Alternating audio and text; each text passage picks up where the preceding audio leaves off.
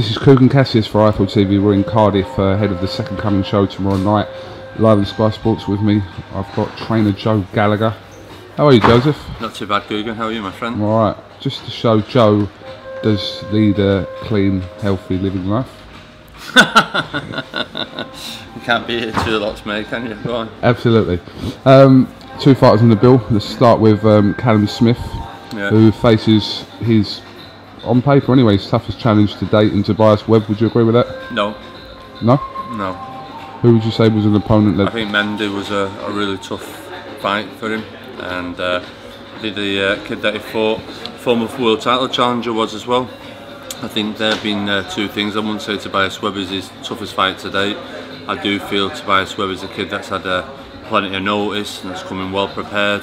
He's been sparring Abraham, Nathan Cleverly, and he's got to come and he's just got to bring something different to the table than the opponents have in the past. But I'd say Mendy was the toughest test up to now. So is this probably a question to answer after the fight rather than before?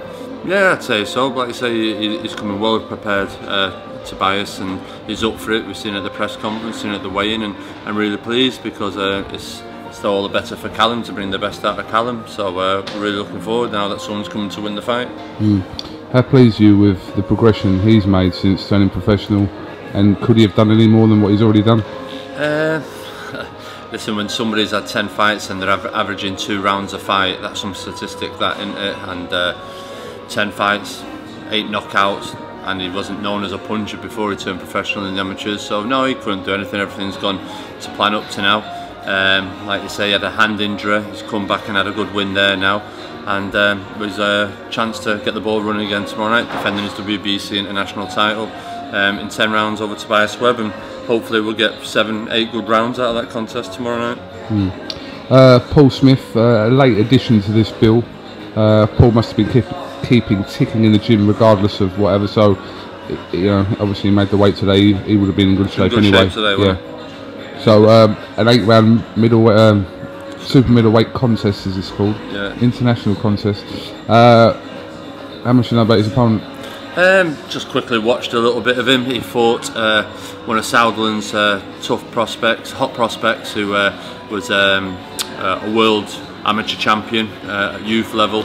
And he lost a split decision to him, so it just gives you a little bit. He wasn't bowled over and he stuck the distance, and he lost to him in a split decision, so he's got to come. He comes for the fight, and that's another good thing for Paul tomorrow night. Someone who's got to come for the fight. It's a good 8 rounds for Paul, and as I keep saying to him, you're 31 minutes away from a world title, and for everything that he's been through and all his career and everything else, he's literally semi-final here now. He's 31 minutes away from a world title shot, and he's got to go out there and make sure he does the business tomorrow night. How close is this Arthur Abraham fight, Joe? I wouldn't go to Berlin if I didn't think it was close, going out there to watch him, out of my own money to watch him, and it's really close. Listen, you speak to Eddie, Southland, Abraham, they're all up for the fight, and it's just a case of Paul taking care of business tomorrow now, and everyone just agreeing a date, and it's ready to go. And like I say, Eddie will be able to fill you in more on that, but Southlands, when I was over there, they're up for it. Spoke to Arthur Abraham, he's happy enough to fight Paul. Paul's number 2 in the WBO. I think there's Stieglitz and a Mexican, and I think them two most probably fight each other. That'll allow Paul then to fight Arthur Abraham, and like I say, he's 31 minutes away, 31 minutes. All Paul's got to do is just do his business, take care of business, and then let Eddie go and do the deal with Sutherland, and hopefully Eddie delivers for the kid. Should he have had a shot by now?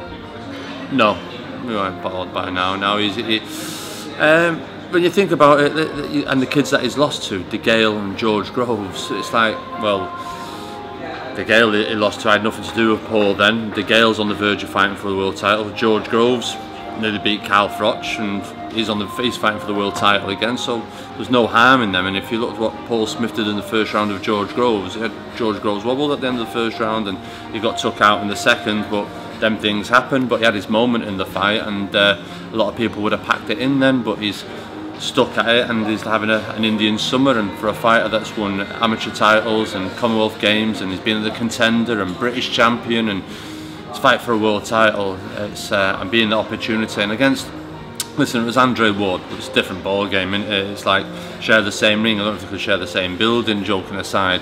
But Arthur Abraham is a world champion, a good world champion, a solid fighter. But styles make fights, Coogan, and them two is a very fan-friendly fight. Arthur Abraham will have to go looking for Paul Smith, and Paul Smith will have to go looking for Arthur Abraham, and that's what makes it exciting, because all it needs is just that one shot, and between the two of them, as much as Abraham can do Paul, Paul can do Arthur Abraham, and that's not a bigger difference in gap of winning a world title than it would be Paul Smith fighting Andre Ward. I just want to touch on this. I'll talk to you more about this next week, but Stephen Smith's opponent for his fight next week has changed. Salcedo's got an infection. Frustrating for you, Joe? Oh, really frustrating. We've done our last sparring session on Wednesday night. Came down Thursday morning. I was driving, and Eddie said, "Have you seen your emails?" I'm like, "No." Check him, and then he just said the kid's out. Just cannot believe it. Told Stephen last night. That's the third time now, Salcedo. Last November, then the Liverpool show, and now this one. That's 3 times. And listen, they've got to strip him. Stephen's got to fight for the silver belt against a good opponent, Muniz. Fought for the world title twice before, only been stopped once, and that was against the Japanese southpaw who beat Rendell Monroe. He lost to Gajkovic, I think it's called Gavadovic, who beat Billy Dibb on points. He's got a good win over a good Cuban, who's a standout kid in Beijing. He's got a good win over him.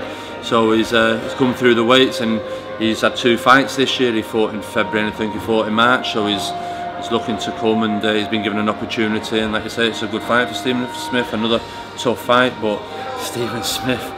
Each year the Smiths just keep going up another level and another level. Last year it was all British titles.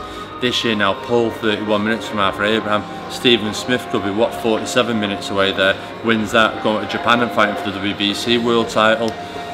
We're just absolutely have to pinch ourselves the way things are going at the moment, but just please God, we've got to take care of business now over these next 4 or 5 days, and then leave it in the hands of Eddie Hearns and the governing bodies, and see can we get the 2 lads the world title opportunities.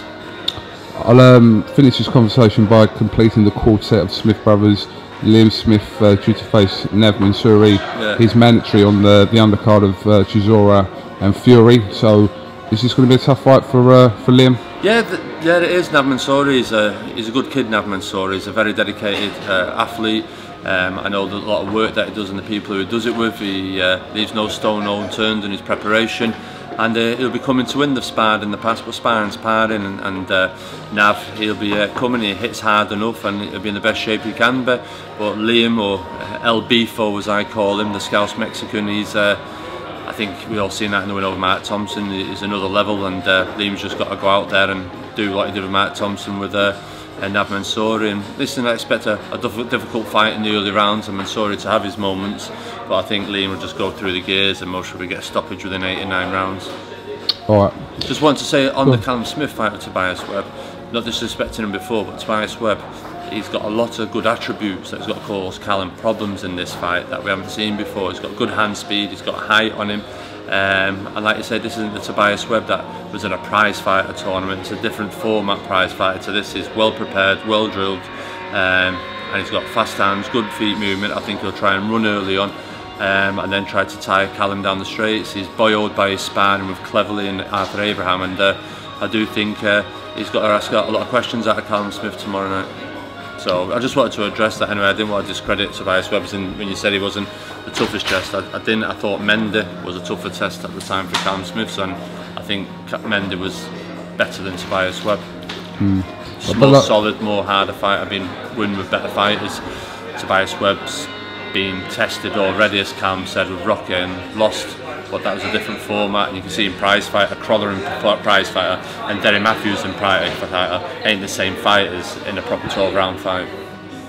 All right, we'll see you tomorrow. Yeah, anyway. Okay then, Coogan. Joe Gallagher, thanks for talking to IFL TV, and that's it. We'll catch up with you tomorrow. Cheers, alright, Coogan. All Thank you very much. Thanks a lot. Thanks, Cheers, mate.